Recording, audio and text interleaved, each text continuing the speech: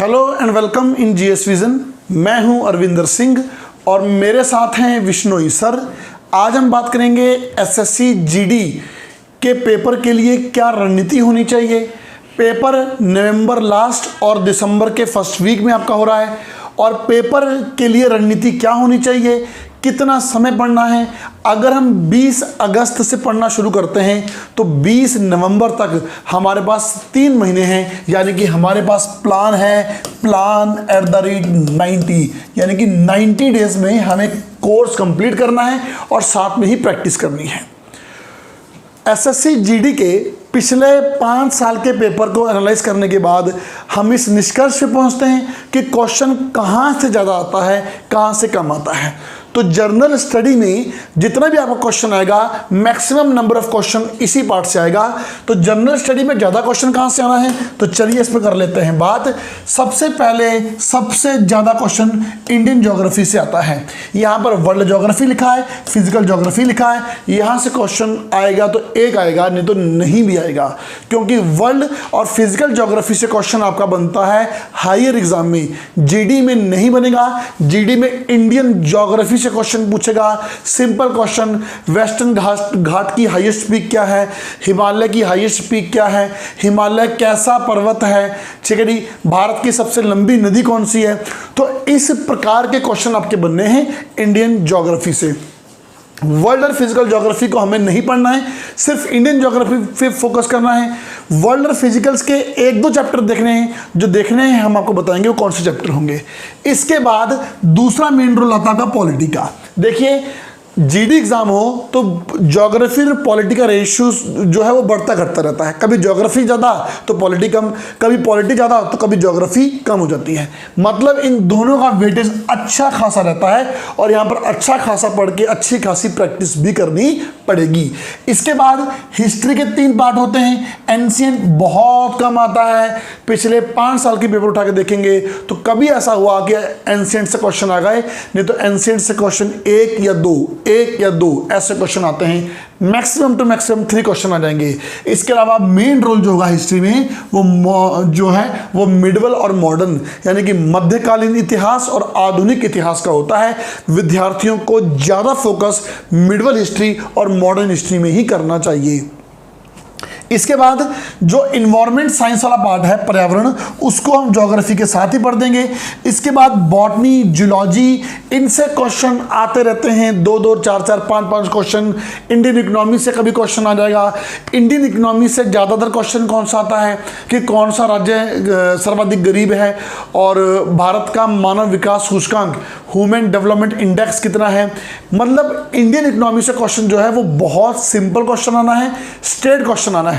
उसके बाद जो साइंस है, साइंस वाले पार्ट से क्वेश्चन भी बिल्कुल इजी और सिंपल क्वेश्चन आता है, हमें उसी पे फोकस करना है। क्योंकि ये जनरल स्टडी थी, इसके साथ साथ आपको कुछ जीके का पार्ट पढ़ना पड़ेगा।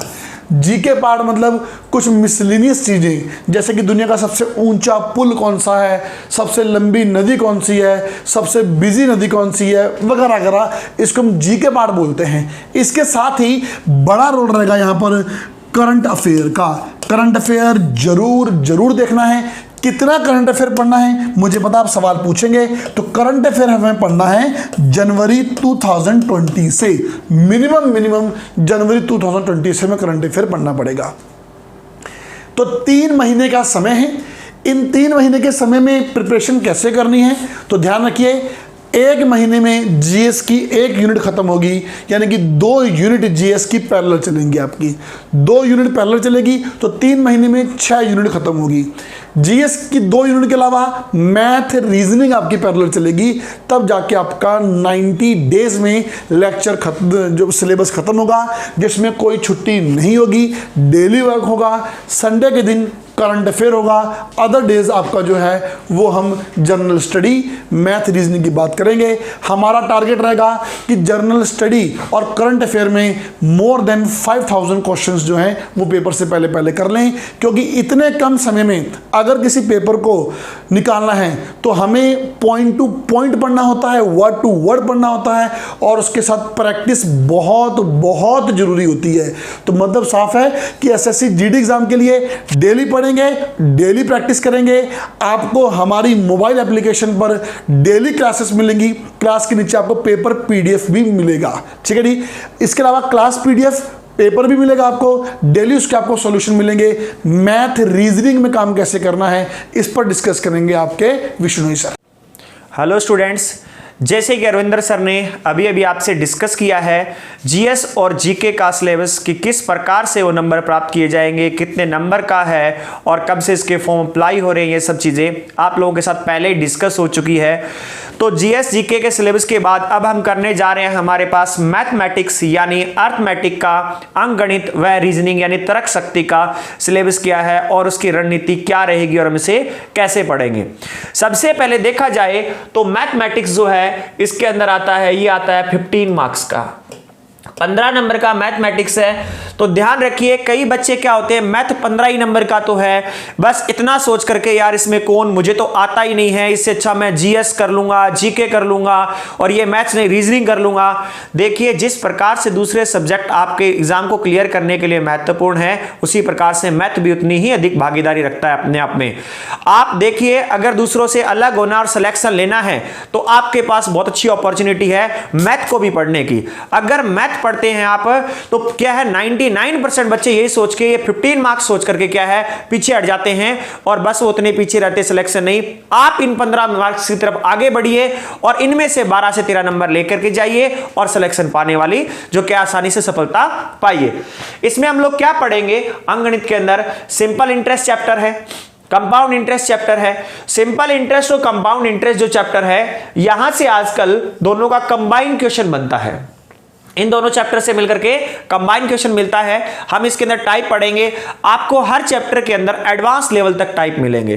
तो जितने भी, मान लो वहां पर आपको 7 वीडियो मिल रही है तो आप उसकी 5 वीडियो तक भी देखेंगे तो आपका एसएससी जीडी का सिलेबस के पर क्या है, वहां पर आपके क्वेश्चन निकल जाएंगे। परंतु इसके साथ में आपको एक वीडियो लास्ट में एक्स्ट्रा मिलेगी, टोटल कंक्लूजन ऑफ चैप्टर, पूरे जो चैप्टर का क्या निष्कर्ष निकाल करके। इससे मतलब यह है कि वहां पर आपको क्या है 25 से 50 क्वेश्चन के बीच में कितने भी क्वेश्चन मिल सकते हैं, वो ऐसे क्वेश्चन होंगे जितने भी हमने लेक्चर्स में पीछे पढ़े हैं टाइप्स में, वो सब टाइप्स एक पेपर के अंदर आकर के उनका एनालिसिस मिल रहा होगा आपको।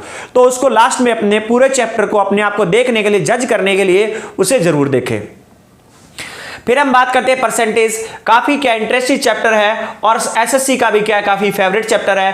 तो ये 3 चैप्टर तो बहुत ज्यादा फेवरेट है। चौथे भी प्रॉफिट एंड लॉस में भी क्या है, यहाँ पे अच्छे क्वेश्चन आते हैं। और आगे हम बात करते हैं टाइम एंड वर्क की, इस चैप्टर से भी क्या है क्वेश्चन बनता है एसएससी के अंदर।